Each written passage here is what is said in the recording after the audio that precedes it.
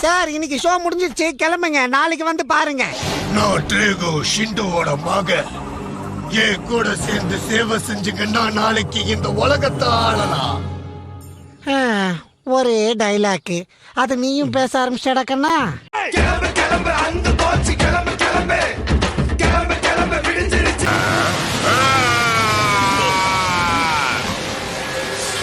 உன்னை நான் சரி கட்டுறேன் கேப்டன் மொட்டை.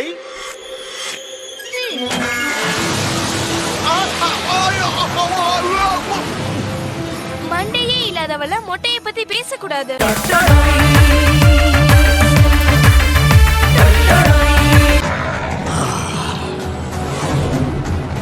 உன்னை பார்த்து ரொம்ப நேரம் ஆச்சு. அடே பிரேக் சரி ஓர்ம நில்லுங்க.